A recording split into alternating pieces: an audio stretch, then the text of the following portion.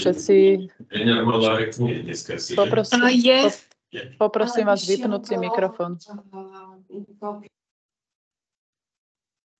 Ďakujem, takže poprosím vás všetkých vypnúť si mikrofóny aj kamery, ak budete takí zlatí. Môžeme začať. Takže moje meno je Katarína Šuloková, zastupujem výskumnú agentúru v oblasti informovania a komunikácie.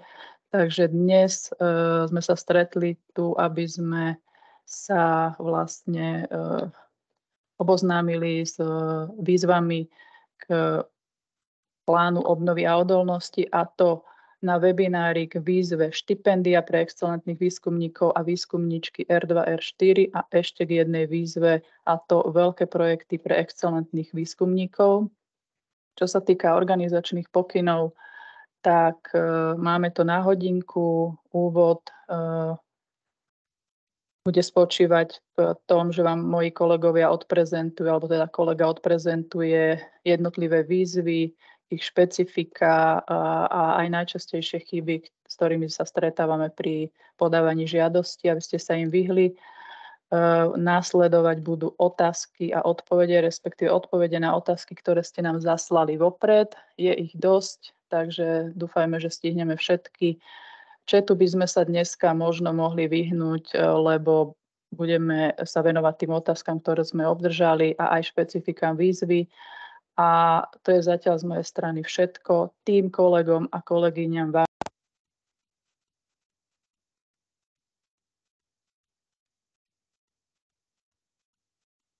Vypli ste si mikrofón. Takže ešte raz. Takže vítam vás, milé dámy a páni. Spustila som nahrávanie. Takže ešte raz vítame vás na webinári k výzvam plánu obnovy a odolnosti, ktorý usporiadáva Výskumná a inovačná autorita, Úrad vlády a Výskumná agentúra. Program je taký, ako sme zasielali, to znamená, začíname prezentáciami k výzvam a špecifikám týmto výzvam a následne pokračujeme odpovediami na otázky, ktoré ste nám zaslali k webináru. Dúfame, že všetky budeme stíhať, došlo ich neúrekom, ale od toho sme tu. Na tie, na ktoré by sme nestíhali odpoveď, vám prídu samozrejme do mailu. Ja si dovolím odovzdať slovo v tomto okamihu pánovi Danielovi Strakovi, riaditeľovi odboru programov Výskumnej a inovačnej autority z Úradu vlády, ktorý sa vám prihovorí. Nech sa páči, pán Straka. Máte slovo. Dobré, pani Šuloková, dobrý deň prajem všetkým. A je to super, že ste takto našli čas, viac ako 250 ľudí v auguste, a my to teda máme informácie o veľkom záujme o obidve výzvy, a preto sme chceli robiť tento seminár, pretože sa niektoré otázky opakujú a potrebujeme možno niektoré veci zdôrazniť. Možno také pár vecí za nás, za výskumnú inovačnú autoritu, ktorá je vykonávateľom komponentu 9 podpora výskumu a inovácií v pláne obnovy. Tam je vyhlásených momentálne už viac ako 15 alebo 16 víziev, celkovo ich má byť okolo 20. To znamená, že treba si uvedomiť, že tieto dve výzvy nemusia pasovať všetkým. To znamená, že ak to napríklad z rôznych dôvodov, či časových, alebo to, že ste na iných projektoch alokovaní, máte svoj čas, alebo vám to nevyhovuje, tak netreba vlastne tie pravidlá nejak silno ohýbať. Je možnosť si nájsť priestore v iných výzvach, ktoré sú už vyhlásené alebo budú vyhlásené. To je ako pomerne dôležitá vec. Ďalšia dôležitá vec je si uvedomiť aj ten maximálny počet podporených projektov, ktorý tam bude.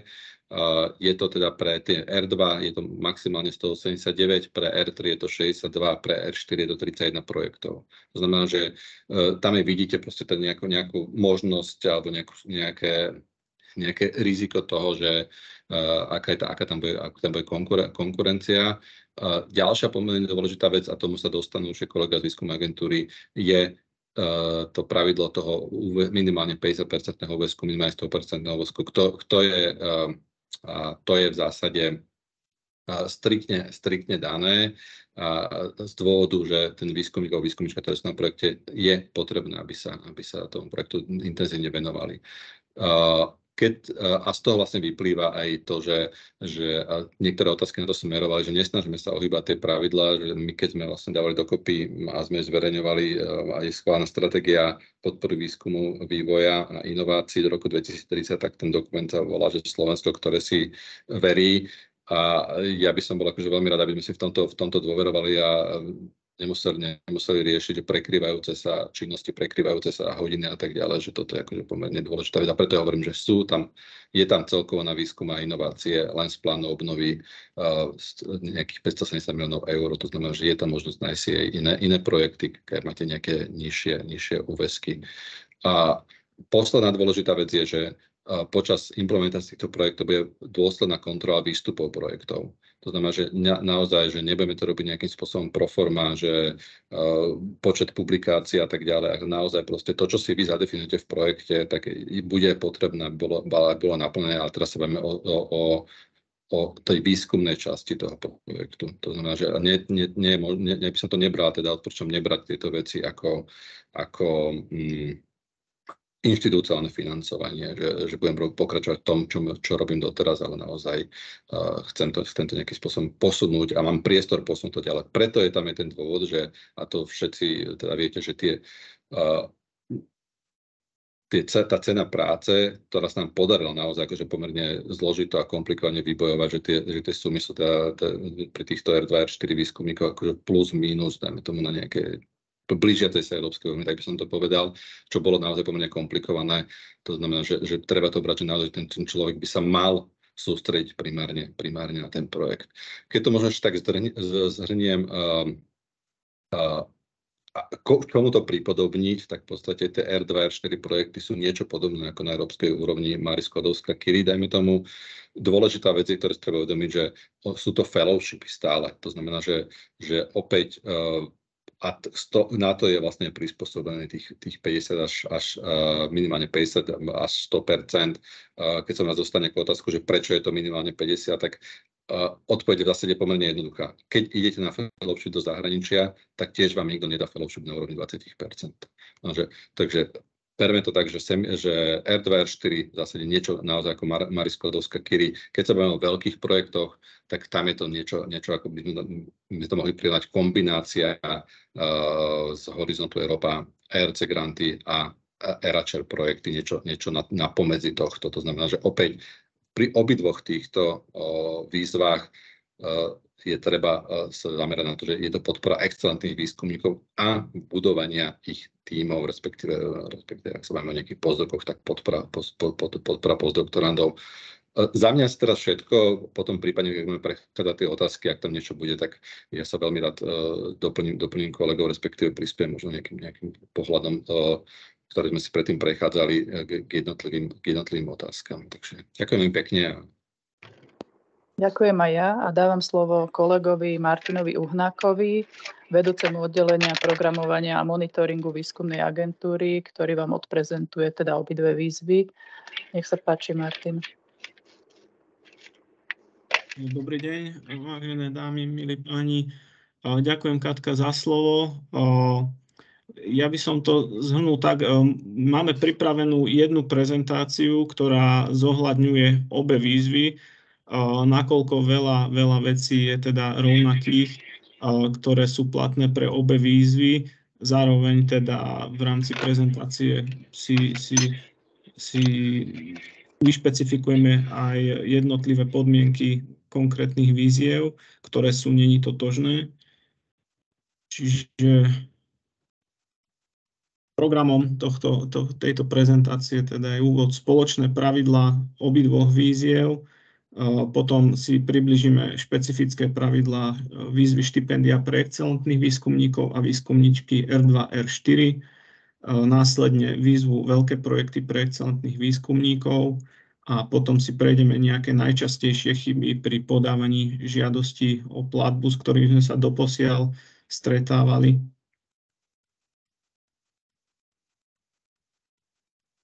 Takže na úvod by som pripomenul, že informácie, ktoré budú v rámci dnešného webináru prezentované, sú platné pre výzvy štipendia pre excelentných výskumníkov a výskumníčky R2, R4 a veľké projekty pre excelentných výskumníkov.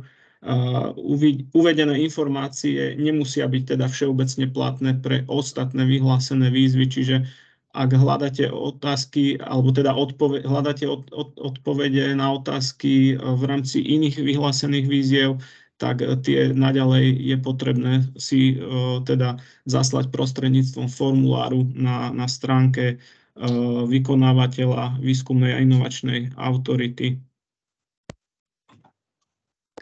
Takže tu je zoznam webových sídiel, kde sú zverejnené jednotlivé výzvy, informácie k výzvam, kde bude vlastne zverejnená... Martin, nezdieľate prezentáciu. A ja ju vidím. A Ja ju vidíte ju vidím. všetci? Okay. Áno? Vidíme. Ešte len v úvode sme, hej. Sa páči, môžete pokračovať.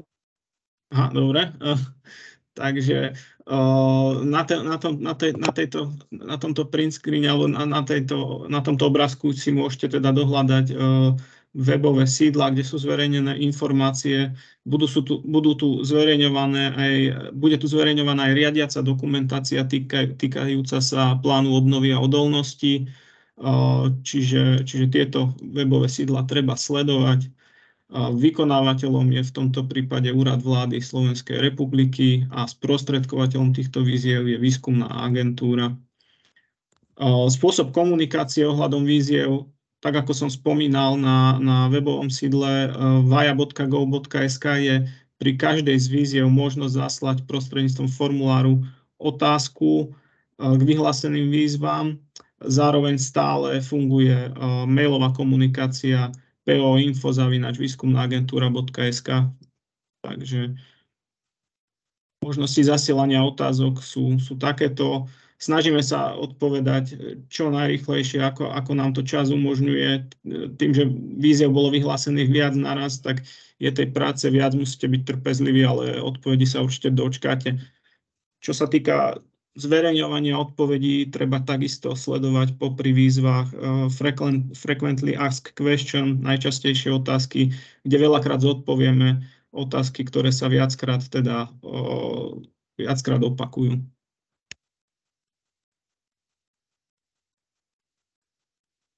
Takže zhrnul by som spoločné pravidlá obidvoch víziev, o ktorých je tu dneska tento seminár.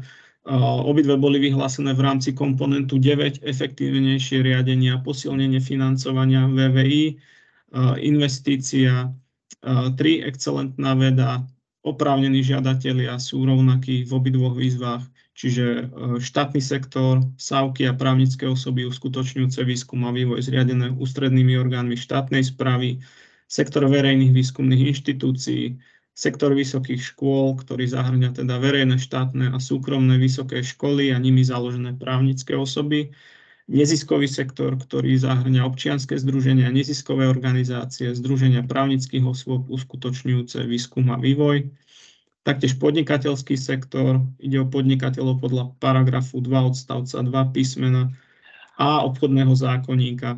Ide o malé, malé a stredné podniky a veľké podniky. Partnerstvo na týchto výzvach nie je možné, čiže žiadateľ podáva vždy projekt samostatne, bez účasti partnera. Aha. A čo sa týka financovania podnikov, je platná v týchto výzvach schéma štátnej pomoci na podporu výskumu a vývoja a inovácií v rámci komponentu 9 plánu obnovy a odolnosti SR, čiže schéma je relevantná pre podniky, čiže pre podnikateľský sektor a výskumné organizácie, ktoré budú realizovať na projekte hospodársku činnosť, respektíve hospodársky smerovaný projekt. Miera financovania a intenzita pomoci je taktiež rovnaká v obidvoch výzvach. Maximálna miera financovania pre subjekty, ktoré nepredstavujú podnik a budú realizovať nezávislý výskum a vývoj, je 100%. Intenzita pomoci pre podniky a organizácie, ktoré v súvislosti s projektom predstavujú podnik, je uvedená v tabuľke. Ide o podporu základného výskumu, priemyselného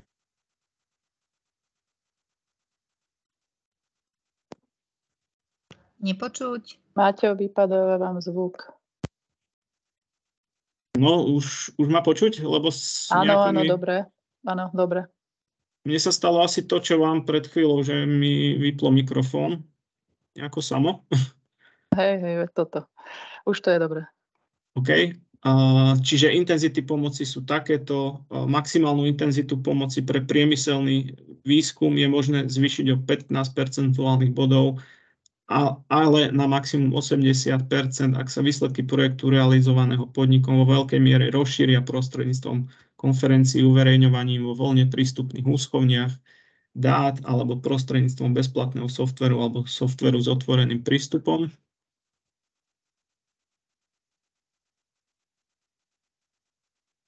Vždy na vrchu toho projektu, či už financovaného v rámci jednej alebo druhej výzvy, je ten excelentný výskumník, hlavný riešiteľ. Projekt predkladá vždy oprávnený žiadateľ, ktorý musí byť teda právnická osoba a v kooperácii s tým hlavným riešiteľom, ktorý by mal byť nositeľom toho výskumu, nositeľom tej idei projektu. A túto tému by mal mať nejakým spôsobom odkonzultovanú so samotným žiadateľom.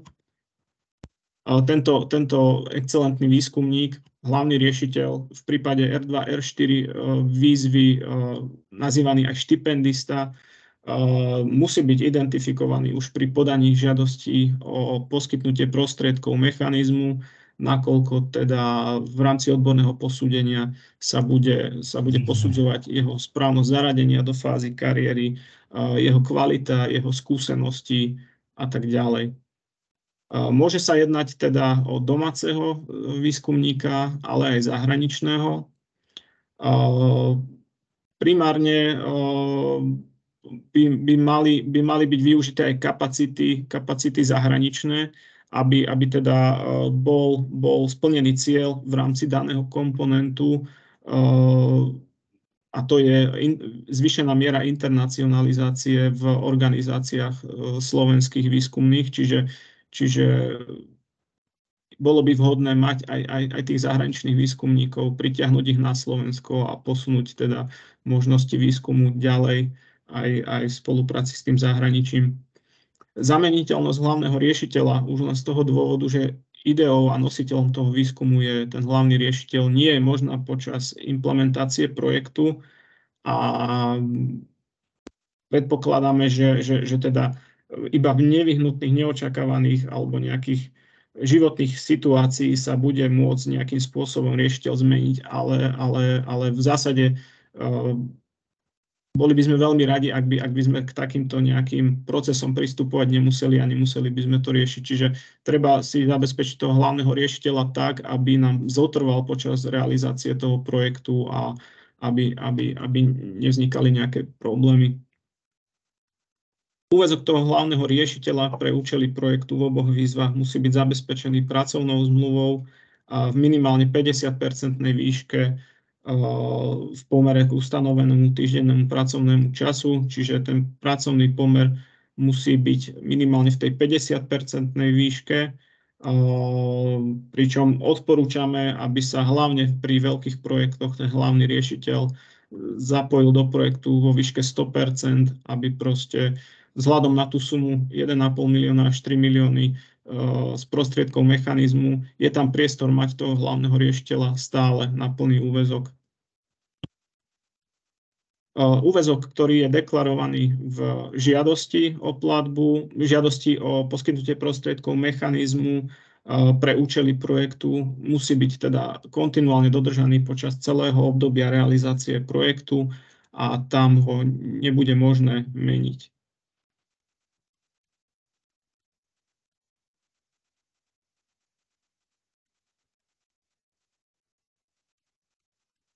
Vypracovanie žiadosti o platbu a jej predloženie spočíva v následovných bodoch, ktoré musí žiadateľ teda prelúskať. Dôležité je správne sa zaregistrovať v informačnom systéme plánu obnovy ISPO, vypracovať žiadosť o platbu v systéme, nahrať všetky povinné prílohy definované výzvou do systému ISPO, následne teda vygenerovať sumár žiadosti v systéme ISPO, po vygenerovaní tohto sumáru, ten sa v podstate podpisuje a zasiela sa cez e-schránku na výskumnú agentúru, ale zároveň je potrebné zaslať žiadosť aj cez systém ISPO, teda nejakým spôsobom ju uzatvoriť. Podpísať sumár žiadosti o poskytnutie prostriedkov mechanizmu musí byť zabezpečené osobou oprávnenou konať v mene žiadateľa, čiže štandardne štatutárny orgán alebo kolektív štatutárneho orgánu, ak je viac týchto štatutárov oprávnených konať v mene žiadateľa. Prípadne splnomocnená osoba môže podpísať elektronický sumár žiadosti a zasielaná aj teda prostredníctvom e-schránky. Upozorníme, že tá splnomocnená osoba musí byť splnomocnená na základe vzoru splnomocnenia, ktorý tvorí prílohu oboch výziev a predstavuje minimálny štandard, ako by malo splnomocnenie vyzerať. Takže ak využijete túto možnosť, tak poprosím vás ideálne použiť vzor, ktorý je stanovený.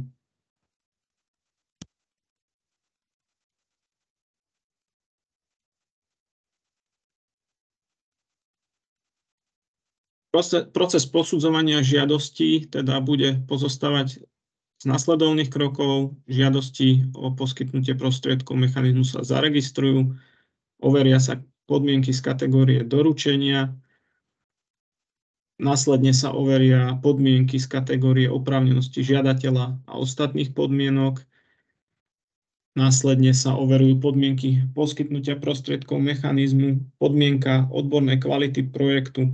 Je to podmienka, ktorej zhodnotenie zabezpečujú teda odborní hodnotitelia. V obidvoch výzvach budú využití minimálne 3 odborní hodnotitelia na žiadosť. Výsledok tohto odborného posúdenia, hodnotenia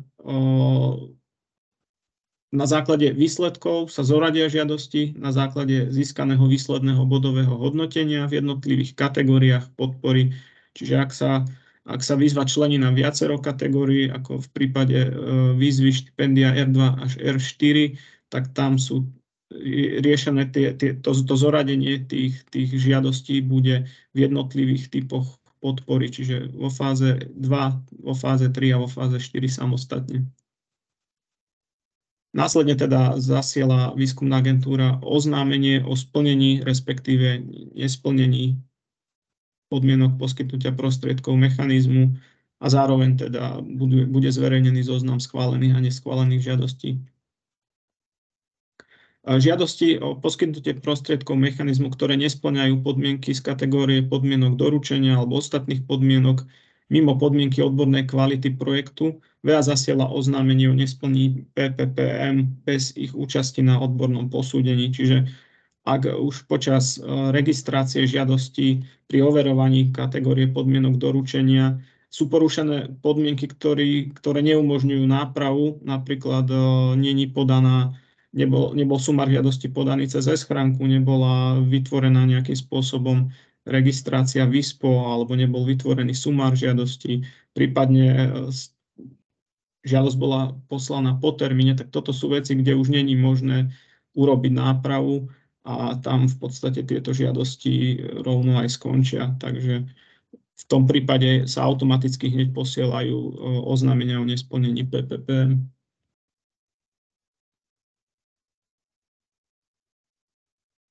Upozornenia v súvislosti s prípravou žiadosti. Hovorím, treba dôsledne dodržať pravidlá podmienok doručenia, aby sa teda nestalo to, že žiadosť bude vylúčená a neprebehne ani proces odborného posúdenia. Správny postup registrácie žiadateľa v systéme ISPO. Stali sa nám teda také prípady, že nemali sme predloženú žiadosť právnickou osobou, ale fyzickou osobou ako štatutárom, tak na to chceme upozorniť, že je viac takýchto prípadov. Je potrebné vytvoriť jednak používateľské konto osoby, ktorá bude konať v mene nejakého subjektu, teda osoby alebo organizácie. A táto osoba musí byť priradená k existujúcemu subjektu v systéme ISPO, alebo teda je vytvorený úplne nový subjekt, ku ktorému bude priradená. Čiže na toto treba si dávať pozor. Ten proces registrácie je trošku odlišný ako v prípade ITMS, tí, čo ste zvyknutí pracovať s týmto systémom. Spoločné pravidlá víziev sú v oblasti aktivít projektu.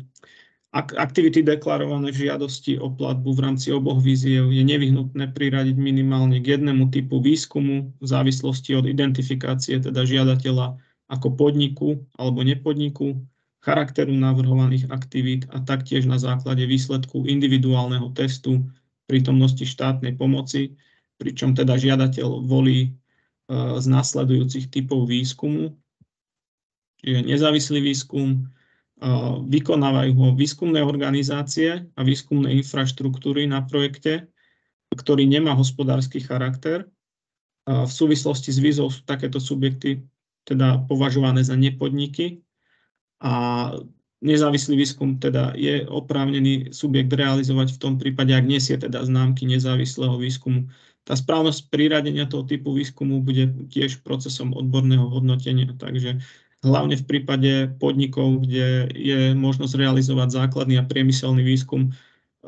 Hoci ten základný výskum má vyššiu intenzitu príspevku, ten odborný hodnotiteľ sa pozrie na charakter tých činností na projekte a v prípade, že teda bude deklarovať žiadateľ základný výskum, hodnotiteľ ho môže v podstate označiť za priemyselný výskum. Čiže základný výskum vykonávajú na projekte subjekty podnikateľského sektora, ak činnosti nesú znaky základného výskumu, alebo ho vykonávajú výskumné organizácie a výskumné infraštruktúry na projekte, ktorý má hospodársky charakter a v súvislosti s výzvou sú takéto subjekty považované za podnik a ak tieto činnosti teda nesú znaky základného výskumu. Taktiež priemyselný výskum vykonávajú na projekte subjekty podnikateľského sektora, ak činnosti nesú znaky priemyselného výskumu, alebo ho vykonávajú teda výskumné organizácie a výskumné infraštruktúry na projekte, ktorý má hospodársky charakter, ak činnosti nesú znaky teda priemyselného výskumu. Čiže aj v súvislosti s projektom sa môžu výskumné organizácie a výskumné infraštruktúry definovať ako podniky.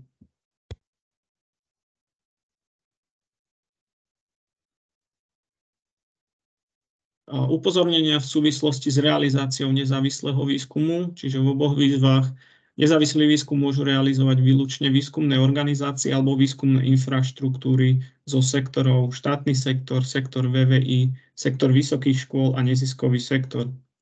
Každý žiadateľ, ktorý deklaruje realizáciu nezávislého výskumu, musí povinne predložiť prílohu číslo 4, individuálny test prítomnosti štátnej pomoci, prostredníctvom ktorej teda musí preukázať jednoznačne, že sa jedná o výskumnú organizáciu alebo výskumnú infraštruktúru, že charakter vykonávaných aktivít na projekte má nehospodársky charakter a v prípade veľkých projektov taktiež musí deklarovať, že dodrží pravidla využitia obstarávanej infraštruktúry z projektu pre nehospodárske účely alebo takmer pre nehospodárske účely v zmysle pravidla 20%.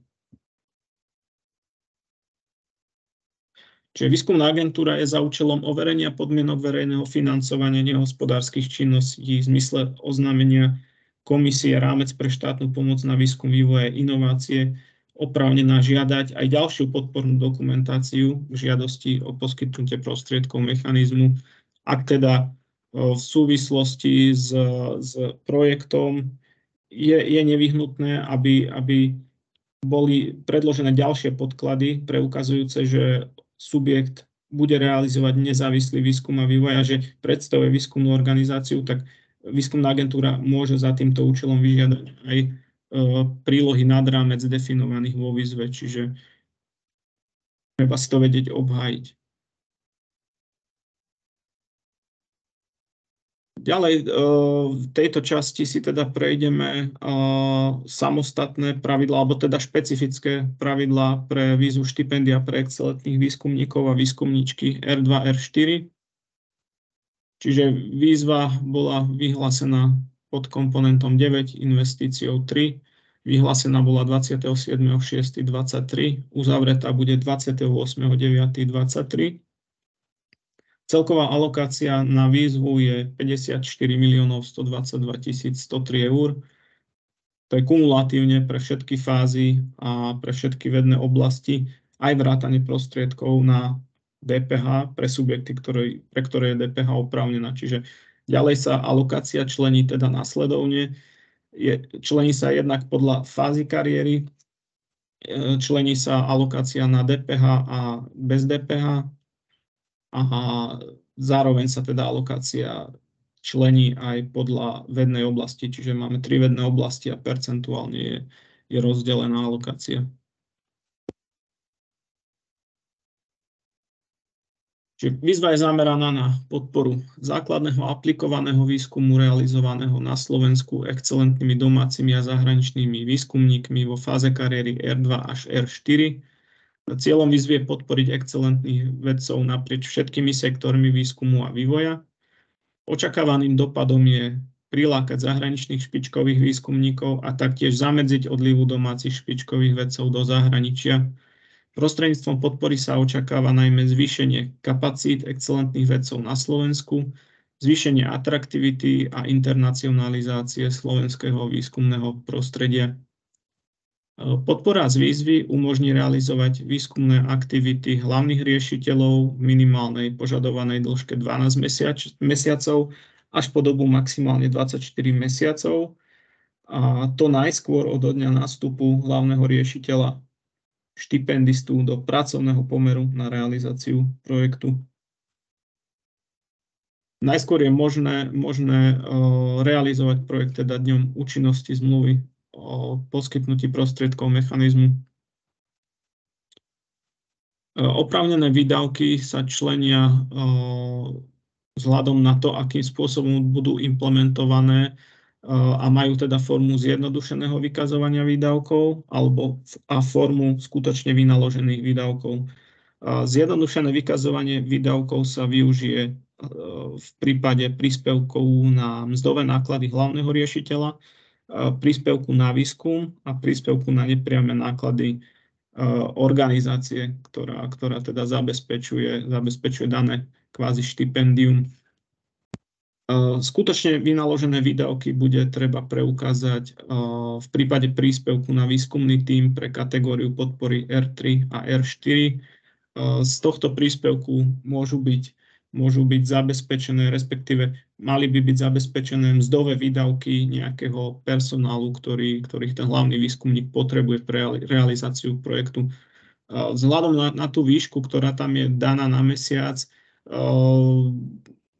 nemalo by to byť nejaké zabezpečenie nejakého väčšieho množstva ľudí na full time, ale mali by sa fakt, že nejakým svojim nižším podielom venovať aj činnostiam, ktoré ten hlavný riešiteľ potrebuje. Napríklad, keď bude potrebovať týždeň výpomoc s niečím, tak toto je presne ten príspevok, z ktorého on využije tie kapacity, z ktorých sa preplatia mzdy tomu pomocnému nejakému personálu, alebo teda aj výskumníkovi. Výška príspevkov je priamo úmerná teda a stanoví sa podľa úväzku hlavného riešiteľa štipendistu na projekt, teda v pomere k ustanovenému týždennému pracovnému času. Čiže ak bude realizovať projekt na 50% svojej kapacity, tak všetky príspevky sa zmenšujú na 50%.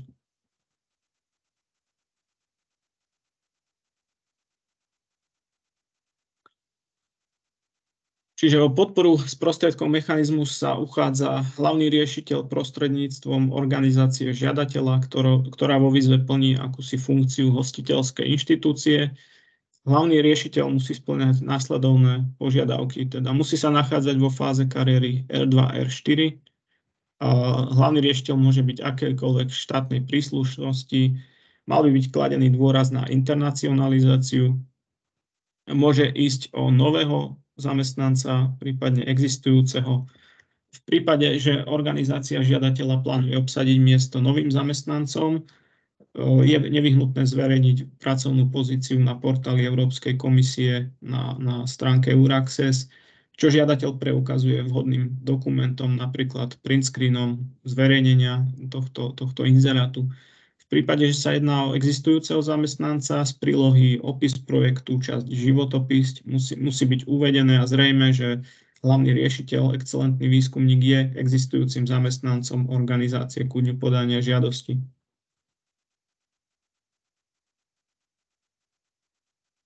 Upozornenia k výzve štipendia R2, R4, čiže žiadosť je potrebné podať zvlášť za každého hlavného riešiteľa štipendistu, nie tak, ako to bolo v prípade výzvy na doktorandov, čiže R1, čiže tu sa samostatne za každého riešiteľa podáva žiadosť aj z toho dôvodu, že každá žiadosť bude individuálne hodnotená v rámci odborného posúdenia. Žiadatelia z neziskového sektora a podnikateľského sektora môžu podať iba jednu žiadosť pre každý z typov podpory, to znamená spolu max 3 žiadosti o platbu. Úväzok hlavného riešiteľa deklarovaný v žiadosti bude musieť byť dodržaný počas implementácie projektu a nebude ho možné meniť vzhľadom aj na to, že na základe toho deklarovaného úväzku sa zazmluvňuje výška podpory, čiže tam bude musieť byť ten deklarovaný úväzok dodržaný. Úväzky členov výskumného tímu, ak ich teda využije v žiadosti hlavný riešiteľ pri realizácii fázy kariéry R3, R4, tie sa neriadia pravidlom dodržania 50% úväzku na projekt. Uvedené pravidlo sa vždy týka výlučne hlavného riešiteľa, toho štipendistu. Čiže tam môže byť deklarovaný ten úväzok, respektíve môžu byť tie podporné aktivity a výpomoc kvázi v minimálnych nejakých výškach. Tam netreba mať 50% úväzok. Úväzok hlavného riešiteľa deklarovaný v žiadosti, ako aj úväzky členov výskumného tímu, ktorí obsadia pozície deklarované v žiadosti, bude nevyhnutné teda premietnúť do pracovnej zmluvy alebo dodatku pracovnej zmluvy v prípade existujúcich výskumníkov.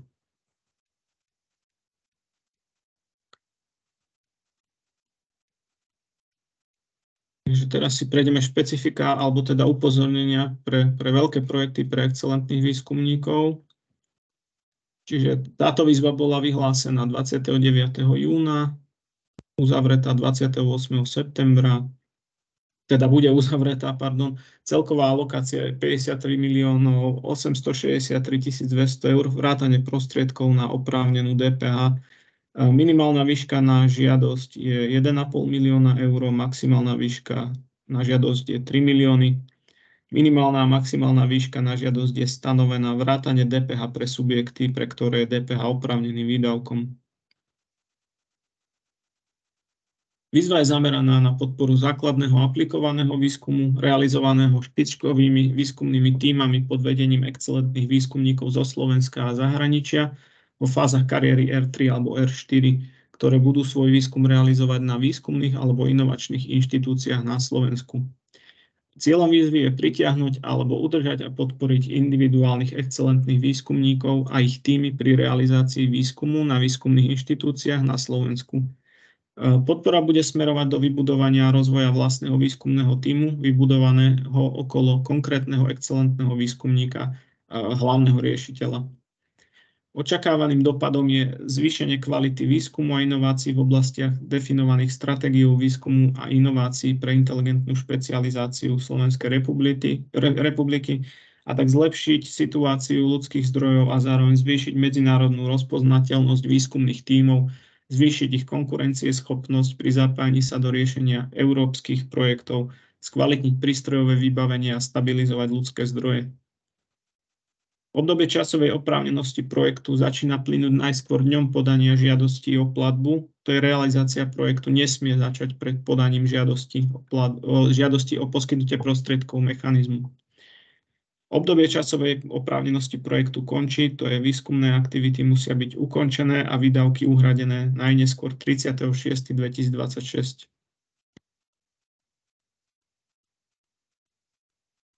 Žiadosti o poskytnutie prostriedkov mechanizmu mechanizmu predkladané v rámci tejto výzvy, veľké projekty pre excelentných výskumníkov, musia byť teda v súlade so stratégiou výskumu a inovácií pre inteligentnú špecializáciu SR, respektíve v súlade s jej doménami. Inovatívny priemysel pre 21. storočie, mobilita pre 21. storočie, digitálna transformácia Slovenska, zdravá spoločnosť, zdravé potraviny a životné prostredie. Žiadateľ je teda povinný v rámci žiadosti identifikovať minimálne jednu doménu inteligentnej špecializácie, ktorá je v súlade s predkladanou žiadosťou.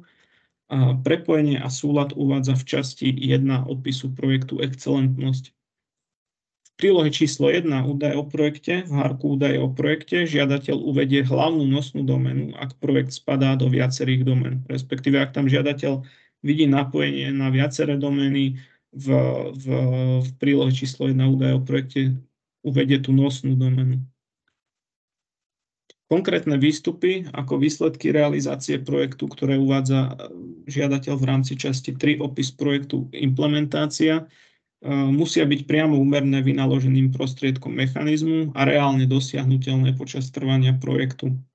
Projekt je oprávnený v prípade, že plánovaný výskumný alebo vývojový výstup projektu ešte nebol uskutočnený a nie je verejne známy, prípadne dostupný a žiadateľovi nie sú ani po vynaložení maximálnej odbornej starostlivosti v rámci prípravy projektu známe skutočnosti, ktoré by nasvedčovali tomu, že projekt túto podmienku neplní. Žiadateľ je taktiež teda povinný identifikovať fázu kariéry excelentného výskumníka, čo preukáže jeho životopisom, ktorý tvorí prílohu opis projektu.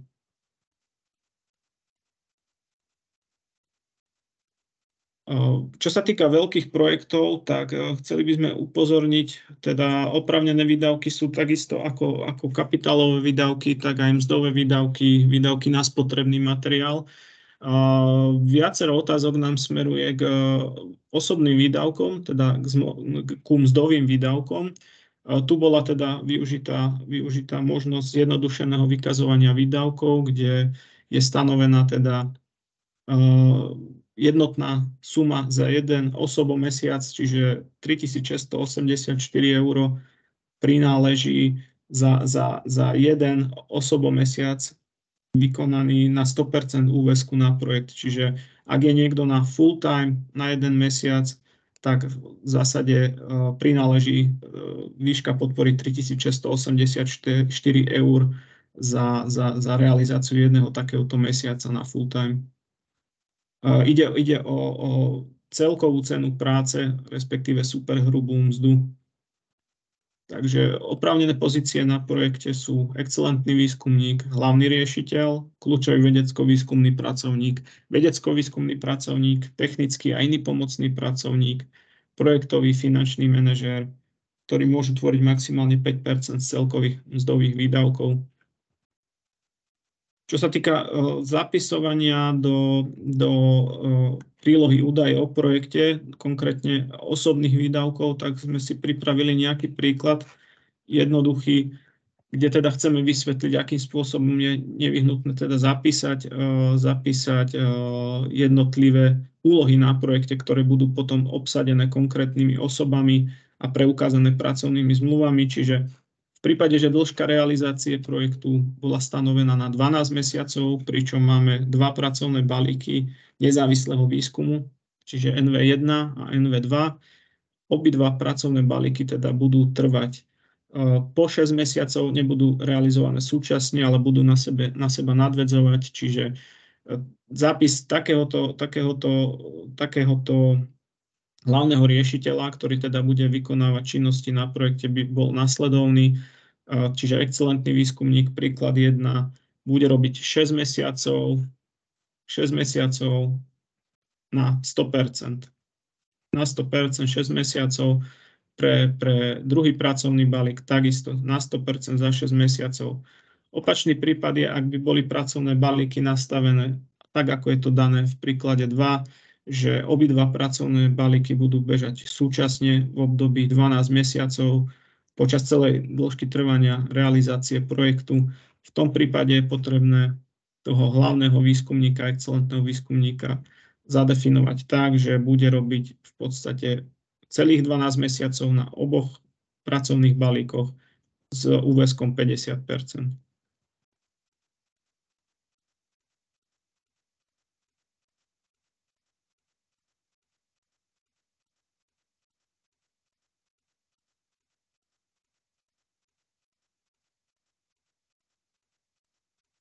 Vypadol vám asi znovu zvuk. Ďakujem za upozornenie. Neviem, kedy ma prestalo počuť. Dokončili ste to v poriadku, lebo niekto stlačí, že vypne všetkým zvuk, len potom sa vypne aj prezentujúcemu, takže poprosím vás, aby ste nevypínali. Ďakujem pekne. Ja už za chvíľu skončím, takže nemusíte ma vypínať, ak sa to nedá už počúvať. V zásade teda, čo sa týka otázok zápisu, ak máte nejaké konkrétne otázky, konkrétne príklady, kľudne sa dopytujte a skúsime na ne teda čo najrýchlejšie zodpovedať. Upozornenia k tejto výzve. Úväzok teda hlavného riešiteľa excelentného výskumníka deklarovaný v žiadosti bude musieť byť taktiež teda dodržaný počas implementácie projektu a hlavného riešiteľa nie je možné meniť, lebo v podstate je to jeho idea, je ten projekt, takže ani by to nemalo zmysel. Úväzky ďalších členov tímu sa neriadia pravidlom dodržania 50%-ného úväzku na projekt. Toto sa týka, uvedené pravidlo sa týka výlučne toho hlavného riešiteľa excelentného výskumníka, čiže v prípade nižších úväzkov kľudne si môžete zadefinovať takto v osobných výdavkoch aj 50% úväzky, nie je to žiadny problém. Úväzok hlavného riešiteľa deklarovaný v žiadosti, ako aj úväzky ďalších členov tímu, ktorí obsadia pozície deklarované v žiadosti, bude do budúcna nevyhnutné premietnúť do pracovnej zmluvy alebo do dodatku pracovnej zmluvy v prípade existujúcich výskumníkov. Excelentný výskumník, hlavný riešiteľ, môže participovať iba na jednej žiadosti v rámci tejto výzvy. To znamená, že nemôže byť identifikovaný ako hlavný riešiteľ v ďalšej žiadosti, ani nemôže byť uvedený ako člen výskumného tímu v inom projekte. V prípade, ak bude jedna osoba uvedená ako hlavný riešiteľ v dvoch žiadostiach, do posudzovania sa zaradí len prvá doručená žiadosť. Čiže ak by bol excelentný výskumník na dvoch žiadostiach, riešime len prvú podanú, s tým, že čo sa týka obsadenia ako člena výskumného tímu na inom projekte, tamto zase záleží od toho, že aký úväzok deklaruje ako hlavný riešiteľ a či je ešte priestor na to, aby teda realizoval počas implementácie projektu aj nejaké aktivity v iných projektoch. Čiže keďže menovité obsadenie členov tímu výskumného nie je v žiadosti, tak toto sa týka v podstate implementácie. Odporúčame teda ešte žiadateľom, aby teda opis projektu a rozpočet projektu vypracovali v anglickom jazyku z toho dôvodu, že tá kontrola bude teda pozostávať z hodnotenia alebo teda posúdenia zahraničnými odbornými hodnotiteľmi a v prípade, že teda budú predložené najmä teda opis projektu bude predložený v inom jazyku ako anglickom, respektíve slovenskom alebo českom, čo umožňuje výzva, tak bude použitý automatický preklad, aby sme teda vedeli posunúť materiál na hodnotenie týmto zahraničným hodnotiteľom.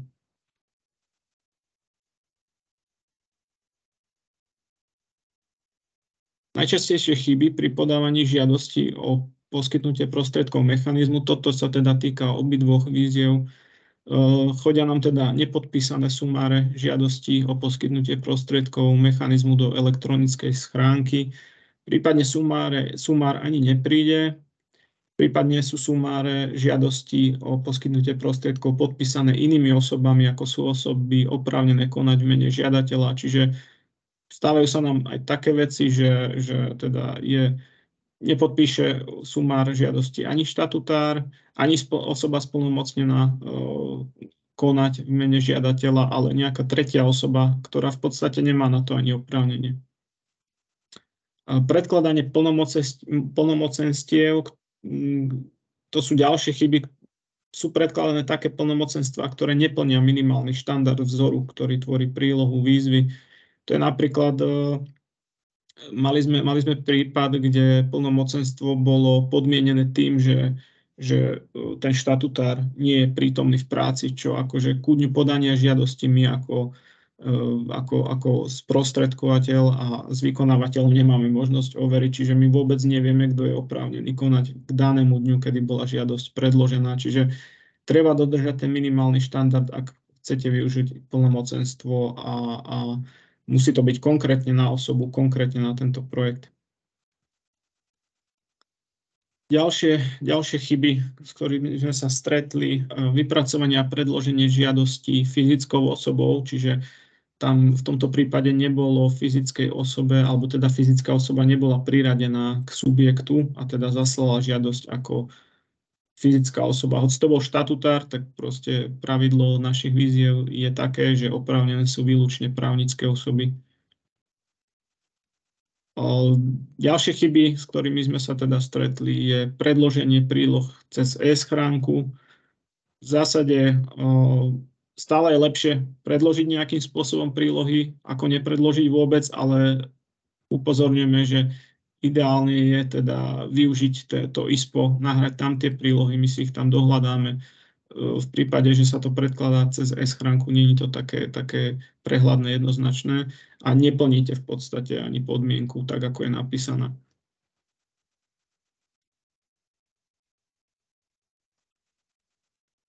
Čo sa týka teda ďalších otázok, môžete zasielať otázky, všeobecné otázky k výzve, jednak cez tie formuláre, ktoré boli uvedené vyššie, alebo priamo cez mail výskumnej agentúry. Čo sa týka problémov s ISPom, napríklad pri registrácii, neváhajte osloviť teda tvorcu systému ispo.is@vlada.gov.sk. A čo sa týka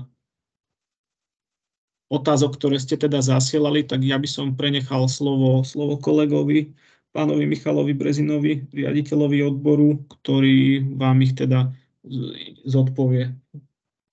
Takže nech sa páči, Michal, máš slovo. Ďakujem veľmi pekne. Tých otázok prišlo celkom dosť. Mnohí ste sa pýtali na rovnaké veci, iba ako iným spôsobom. Takže mnohé otázky sme sa snažili ako zovšeobecniť, aby ste sa tam jednoducho našli. Budem prechádzať otázky k jednej výzve, k druhej výzve. Mnohé otázky sú aj spoločné, takže skúsim na ne upozorniť, že to jednoducho patrí pre obidve výzvy.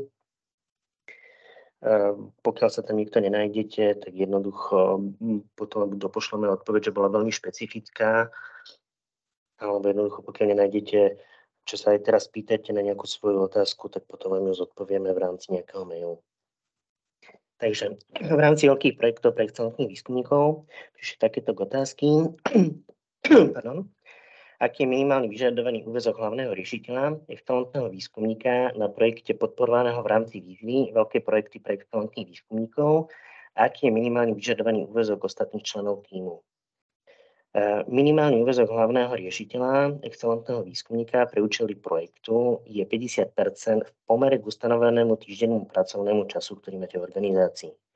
Minimálny úväzok ďalších členov nie je stanovený vo výzve. Ďalšia otázka. Je potrebné uviesť všetky pracovné pozície členov tímu bez uvedenia mena? Nedajú sa pozície uviesť kumulatívne? Ak jeden pracovník vo viacerých pracovných balíkoch, napríklad v 3, budeme mať uvedené 3 pozície. Takže odpoveď je, že menovité obsadenie v žiadosti o poskytnutie príspevku mechanizmu v prílohe údajov o projekte je nevyhnutné iba za nositeľa výskumu, teda excelentného výskumníka. Menovité obsadenie úloh na projekte ostatnými riešiteľmi bude potrebné zabezpečiť až v rámci implementácie projektu. Plánovanú pozíciu konkrétneho pracovníka je potrebné uvádzať vo všetkých pracovných balíkoch, v ktorých konkrétna osoba bude vykonávať úlohy na projekte. Ďalšia otázka. V prílohe číslo 1 údaje o projekte v hárku údaje o projekte sme si všimli problém, že v prípade zadania predpokladaného termínu ukončenia realizácie projektu, napríklad 36.2024, za mesiac jún už nezapočítava do predpokladaného počtu trvania realizácie projektu. Je to takto nastavené zámerne? Daný nedostatok evidujeme. Ďakujeme veľmi pekne za pripomienku.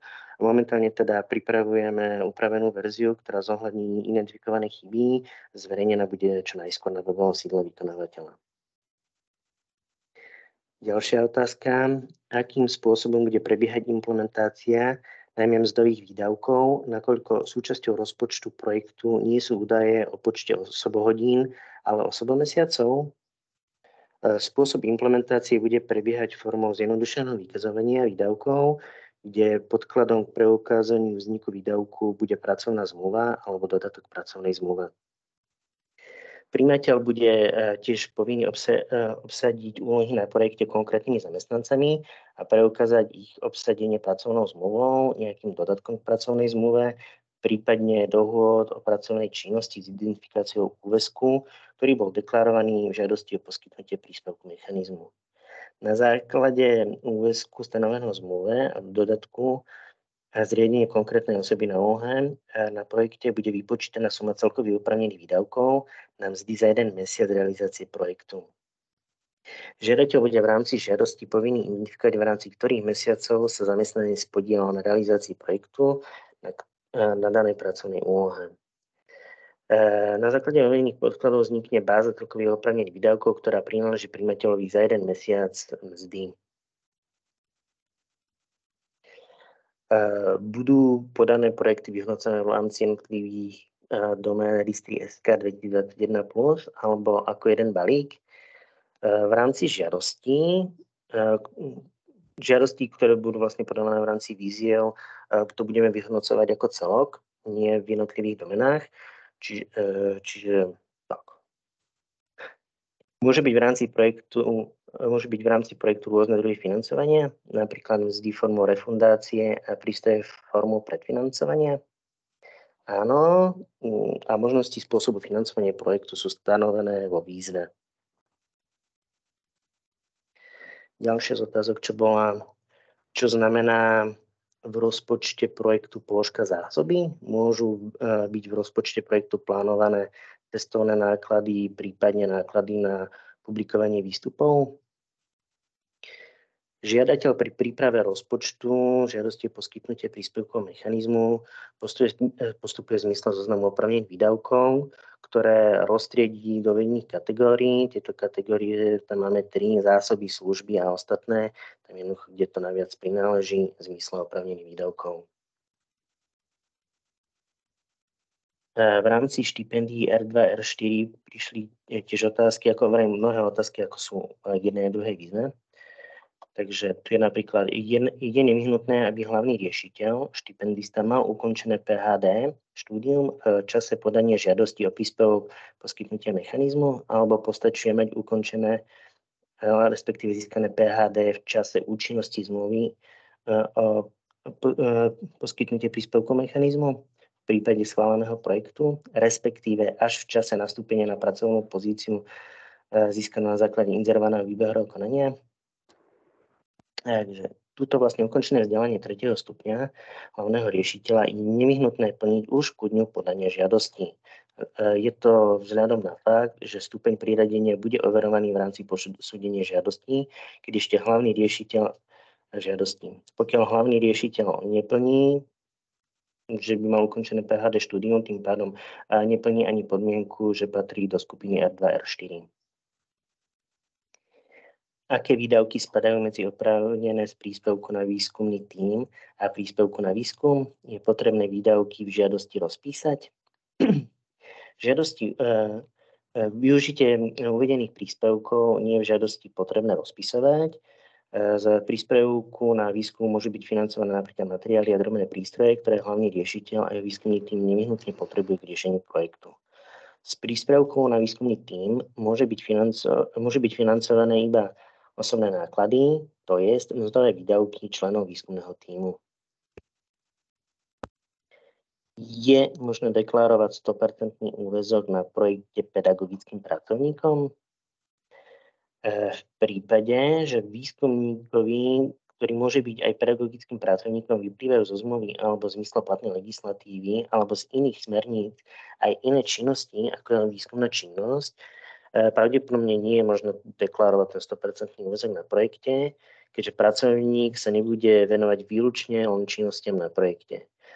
V prípade, že výskumník sa musí v zmysle pravidel uvedených vyššie, čiže jednoducho má aj nejaké iné činnosti, venovať iným činnostiam, vyplývajúcich z jeho pracovnej zmluvy, prípadne nejakých iných dodatkov, tak je potrebné uvedený úväzok na projekt aj adekvátne znížiť do limitu stanoveného vo výzve.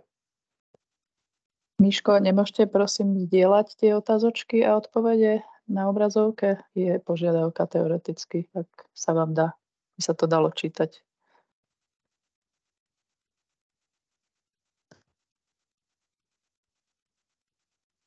V tejto chvíli mám ako v pracovnej verzii v rámci komentárov, čiže potom ich zverejníme, ja potom to dám dohromady. Jasné. A zverejníme to hneď po stretnutí.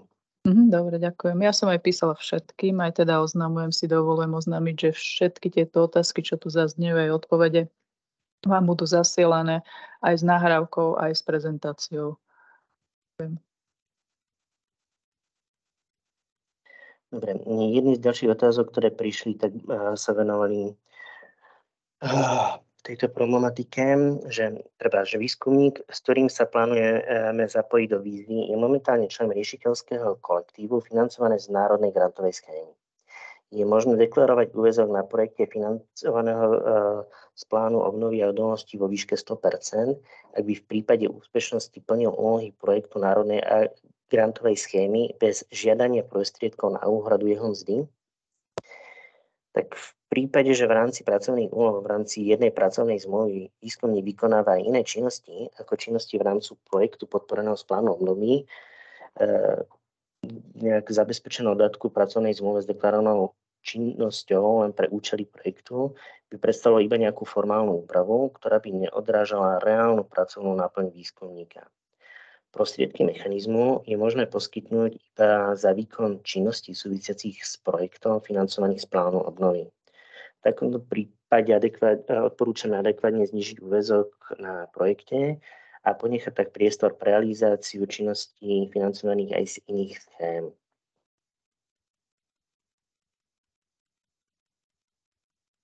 Toto vlastne platí aj pre obidve výzvy. Jednoducho, pokiaľ, tak ako ste boli upozornení na začiatku, pokiaľ jednoducho má daný pracovník aj niekde inde nejaké povinnosti, tak nemôže predsa robiť na dvoch veciach zároveň. Ďalej, bude potrebné príspevky, ktoré sú definované na mesiac, minúť v konkrétnom mesiaci, alebo je možné minúť v niektorom z mesiacov viac a v inom menej? Je v tom nejaký rozdiel pri paušálnych nákladoch, príspevok na výskum a reálne vykazovaných nákladov, napríklad na výskumný tím? Výdavky bude možné využiť aj kumulovanie, zároveň platí, že prostriedky mechanizmu na výskumný tím je potrebné preukázať postupom skutočného využitia vzniknutých výdavkov. V akej výške budú prostriedky mechanizmu vyplácané, závisí od toho, aký si vyberiete systém platieb. Pokiaľ by ste si vybrali systém platie formou refundácie, tak v takom prípade nebude možné vyžiadať príspevok na výskum a výskumný tím skôr vo vyššej výške, napríklad za celé obdobie realizácie, ale len za vlastne obdobie, ktoré jednoducho si idete dávať refundovať. Zase na druhej strane, pokiaľ využite systém financovania zálohovými platbami, tak prostriedky mechanizmu sú vyplácané dopredu a zúčtované budú za obdobie stanovené zmluve. Ďalšia z otázok. Môže byť vek neformálnym rozlišovacím kritériom? To znamená, že mladý výskumník zaradený do kategórie R3 s perspektívnou kariérou versus etablovaný starší výskumník zaradený do kategórie R3. V tejto výzve alebo celkovo vek nie je určujúcim kritériom pri prideľovaní fázy kritéria výskumníka. Ďalšia z otázok.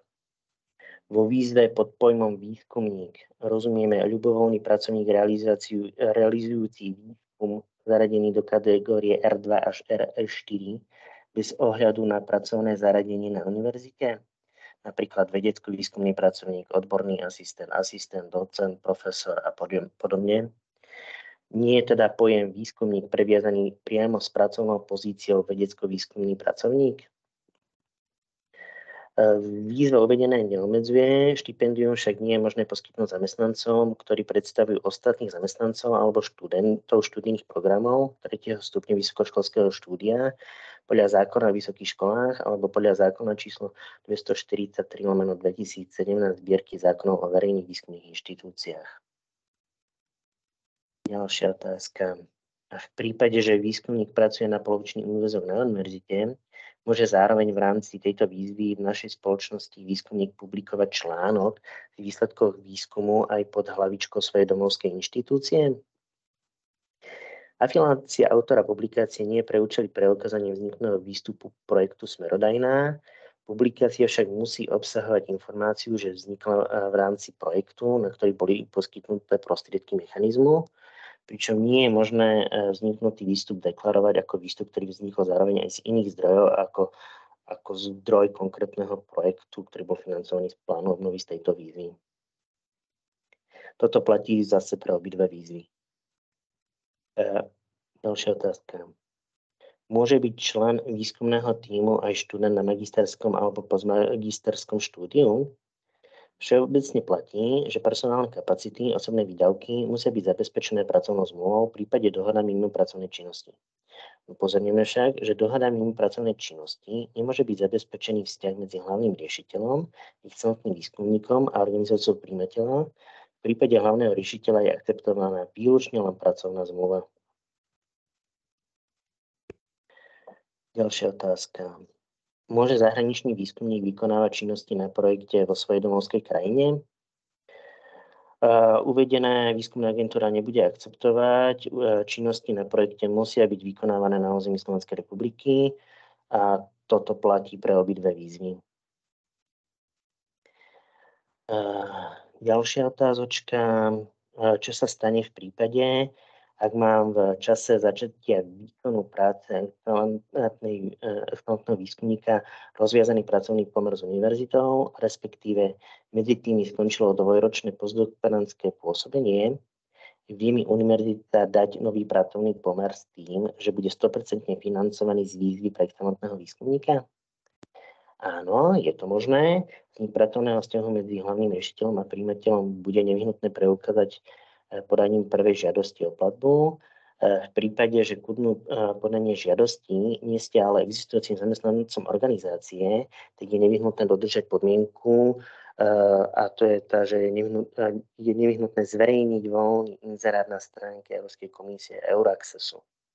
Bez toho jednoducho v takom prípade, lebo ide o nové pracovné miesto. Pokiaľ ste existujúci pracovník, tak v zmysle výzvy to nie je potrebné. Dobre, to z tých všeobecných otázok, tak to všetko.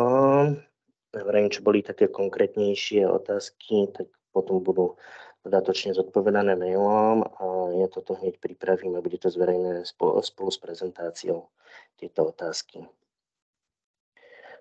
To je za mňa všetko. Ďakujem pekne. Ešte prípadne jedna je tu taká opakujúca sa z chatu. Skúsim aspoň túto, či náhodou pán Straka alebo vy. V prípade, že je uvažovaný excelentný zahraničný výskumník, ešte nie je v pracovnom pomere uvedený ako budúci člen riešiteľského tímu, je možné preto podať žiadosť v rámci výzvy na štipendia. To sme hovorili, že ešte nie, čiže Euraccess a ďalší postup. A tuto jedna otázočka. V dokumentácii sa píše, že začiatok riešenia projektu excelentných tímov by mohol byť hneď po podaní projektu. To môže byť problematické hlavne mzdové náklady, kedy sa pravdepodobne dozvieme výsledky hodnotenia, kedy je odporúčaný začiatok riešenia projektu. Či na toto prípadne je odpoveď. Ja by som asi skúsil odpovedať, akým spôsobom, kedy budú zverejnené výsledky oboch výziev. Momentálne nevieme ešte ani to, že aký počet žiadostí ku nám príde, akým spôsobom bude zabezpečené odborné hodnotenie, čo sa týka rýchlosti, lebo máme aj obmedzený počet odborných hodnotiteľov a v prípade, že bude pretlak tých žiadostí, tak samozrejme bude to konanie o žiadostiach trvať dlhšie, ako keď bude tých žiadostí menej. A keďže toto je taký základný faktor, ktorý určuje to, že kedy budú výsledky, tak to momentálne nevieme zodpovedať, ale tak pokúsime sa hodnotiť žiadosti čo najrýchlejšie. Aj tie požadované informácie do žiadosti sme sa snažili teda pripraviť tak, aby nebol objem tých informácií, to menovité obsadenie každého jedného člena v tímoch deklarovaný už žiadosti a tak ďalej. Čiže sú tam urobené rozdiely, keď to porovnáte s EŠIFom. Čiže to hodnotenie žiadosti by malo prebehnúť rýchlejšie, malo by byť postavené viac na tej vecnej stránke toho projektu a v zásade očakávame, že takto postavené žiadosti bude možné vyhodnotiť oveľa skôr, ako to býva v EŠIFe. Ale konkrétny dátum vám nevieme povedať ani to, že aký je odporúčaný dátum začatia realizácie projektu.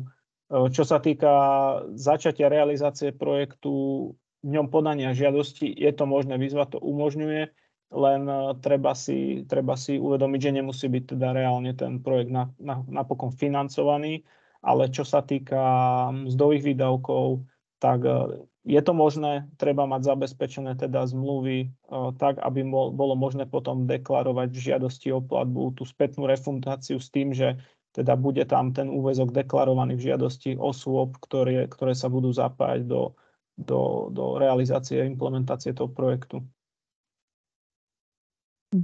Ďakujem. A už sa tu opakuje vlastne jedna otázočka, len skúsme ešte toto, že vlastne ak si excelentný výskumník podá obsahovo odlišné žiadosti v rámci oboch výziev a obe budú úspešné, či si potom môže vybrať, na ktorej bude pracovať, na ktorej a z ktorej odstúpiť. Takisto tu bolo ďalšia otázočka, vlastne taký istý prienik, že môže byť teda výskumník v čase podania žiadosti členom riešiteľského kolektívu iného projektu s tým, že v prípade úspechu by sa pred účinnosťou projektu vzdal ostatných projektov. Len toto už by som a potom vlastne sa blížime pomaly ku koncu, ak teda viete na toto ešte to zvolia zodpovedať. Že vlastne ten jeden bude figurovať vo viacerých žiadostiach a keď budú úspešné. Čo sa týka členov výskumného tímu, tak pri veľkých projektoch je potrebné menovite obsadiť teda hlavného riešiteľa, s tým, že v opise projektu pre preukázanie kvality toho zabezpečenia výskumného tímu sa definujú ďalšie kľúčové teda vedecké kapacity, ktoré budú figurovať v projekte. Tam sa presnejšie neidentifikuje teda podiel, aký podiel budú vykonávať činnosti na projekte. Čo sa týka opakovania tých istých hlavných riešiteľov, v podstate vo veľkých projektoch je to nastavené tak vo výzve, že nemôže sa opakovať ten istý človek vo viacerých žiadostiach. Čiže hlavný riešiteľ môže to podať iba jednu žiadosť kvázi cez hostiteľskú inštitúciu.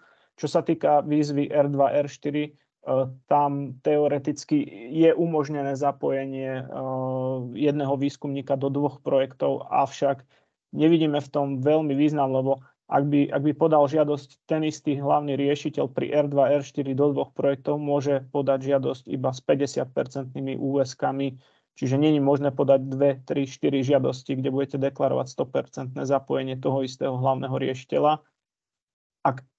Ak by sme toto neobmedzili, tak tým pádom môžeme očakávať fakt vysoký pretlak žiadostí a to hodnotenie sa nám abnormálne predĺží, čiže motivujúce je to, že treba podať jeden projekt, dať toho hlavného riešiteľa na plný úväzok, na full time a zohľadniť tie aspekty najlepšie oboch projektov, prípadne ak sú rozsiahle, tak vybrať si ten z pohľadu toho žiadateľa a výskumníka lepší projekt, s ktorým sa zapojíte do výzvy.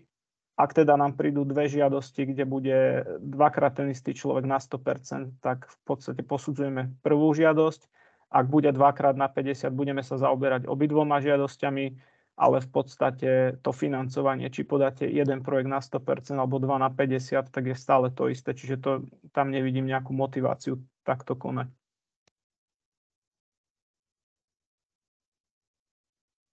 Dobre, tak k tomuto by sme to mali zatiaľ všetko. Vidím tam ešte v čete samozrejme aj ďalšie otázočky. Ako merateľným ukazovateľom, neviem, že vo vzore projektu sú uvedené merateľné ciele s tým, že sa na seminári spomenulo, že počet publikácií nie je vhodným cieľom, teda citujem otázku, čo sa teda myslí pod merateľnými cieľmi, ak môžeme ešte toto a možno či takto zvoleja, alebo to pôjde potom mailikom.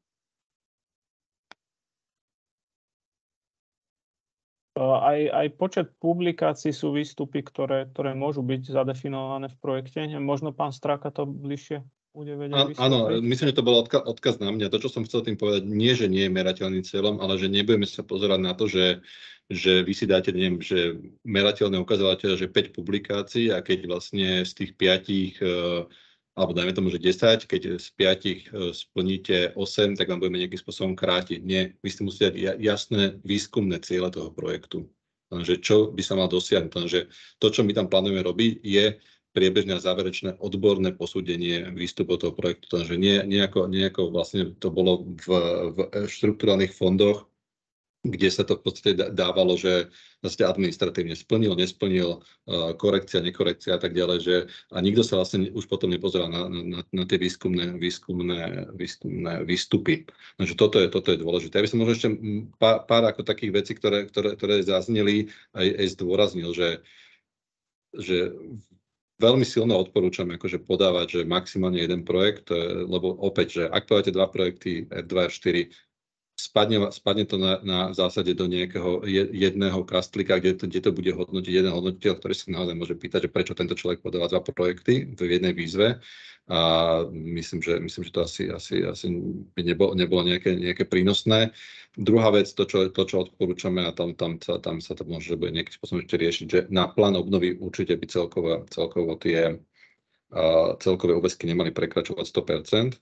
To je druhá vec. Ak niekto akože počíta s tým, že na zákonník práce a tak ďalej, čo zase to umožňuje ísť na nejakých 150%, tak naozaj potom otázka, že ako niekto vie fungovať 2 na 150% úväzky, plus ešte momentálne sa dosť intenzívne rieši aj na európskej úrovni odporúčanie rady k kariéram výskumníkov, kde akože dosť je okrem opísané o tom, že aby boli zabezpečení work-life balance pre výskumníkov. To znamená, že opäť, že to sa môžeme potom pýtať, že pri 12 hodinách denne, či to v reále ten človek stíha. Aj to nastavenie, ktoré my sme do toho dávali, je, že áno, tuto máte finančné prostriedky, ktoré sú na slovenské pomery teda vyššie, ako sú zvyčajne. To znamená, že fokusnite sa na čo najviac na ten projekt, aby vám to dalo slobodu a možnosť sa dostať niekde ďalej v rámci tých 2,5 roka. A jedna vec, ktorá možno, že nebola, to sú tie zaraďovanie z toho kategórie R2, R4. No, že opäť, že neodporúčame, aby sa napríklad ľudia, ktorí sú evidentne v kategórii R4, dávali do kategórie R2. Opäť tí hodnotitelia sa na toto budú pozerať. Ak je niekto profesor na univerzite s dlhoročnými skúsenostiami, dá sa do R2, tak ako nemá to v reále zmysel, lebo ten hodnotiteľ sa naozaj pozrie na to, že prečo ten človek sa nedal do R4, ale išiel to radšej sa akože potom išiel do R2. Opäť akože tie rámce sú akože dajme tomu, že široké. Nešli sme do toho, lebo to hodnotíme odborne. Zatiaľ, čo pri tej výzve na podporu ukrajinských výskumníkov sme to nehodnotili odborne, nešli sme do toho, aby sme zadefinovali jasné kritériá, oni vlastne ani nie sú. Keď si pozriete tie rámce, to znamená, že výskumníčka by sa mala sama zadefinovať do tých rámcov. A naozaj teraz si vymyslím, ak je niekto 10 rokov docent alebo 5 rokov docent, tak ako asi to nie je postdoc. To je opäť, že toto treba mať na mysle. Asi v rámci svojej akože inštitúcii to máte nejakým spôsobom takto zadefinované. Opäť bolo to trošku akože povedané, ale to by som chcel zdôrazniť, že miesto výkonu práce je Slovenská republika.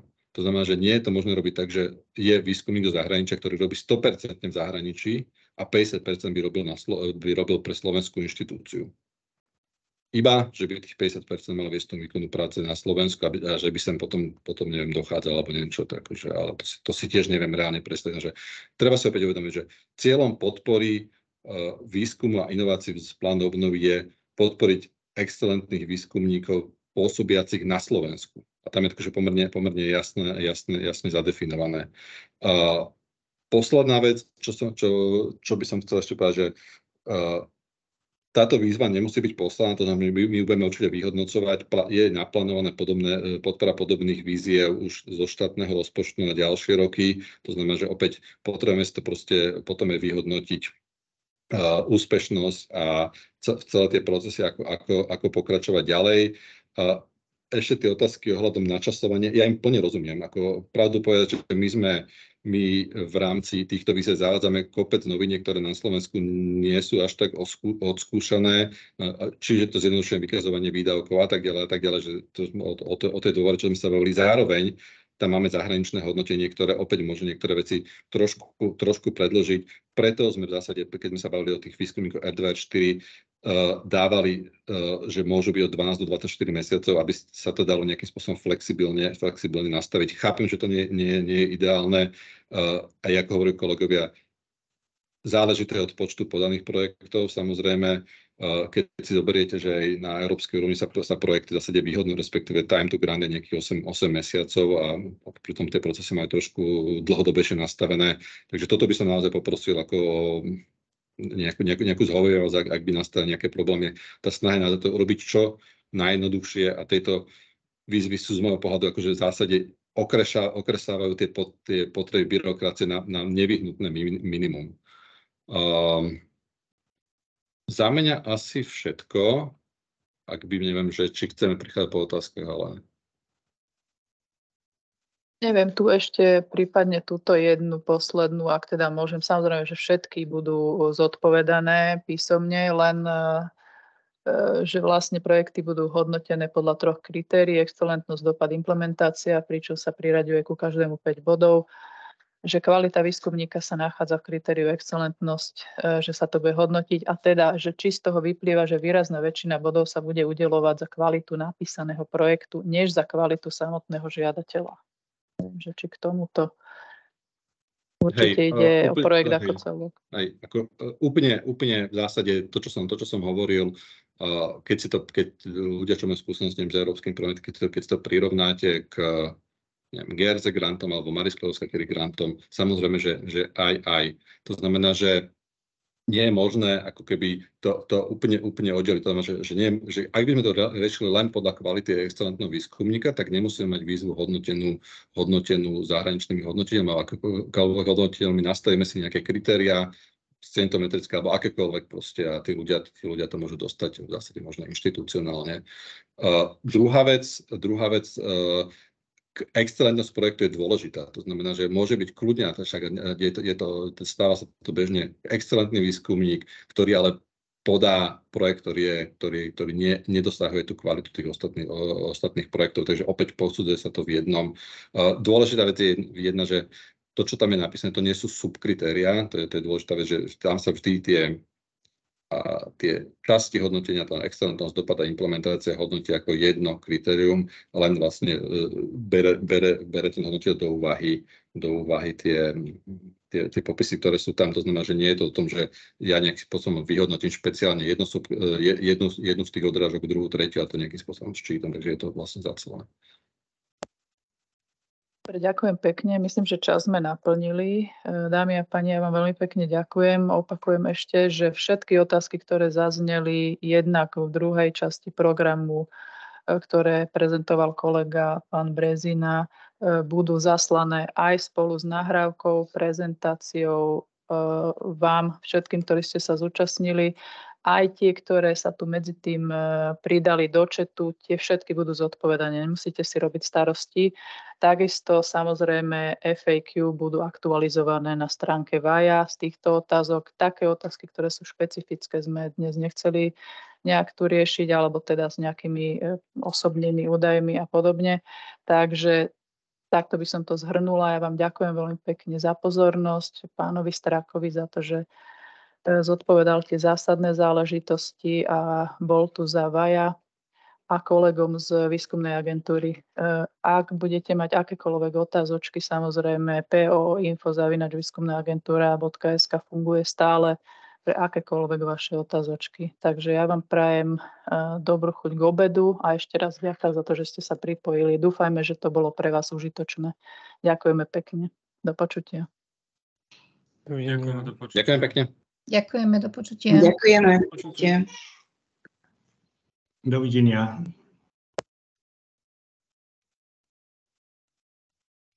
Ďakujem.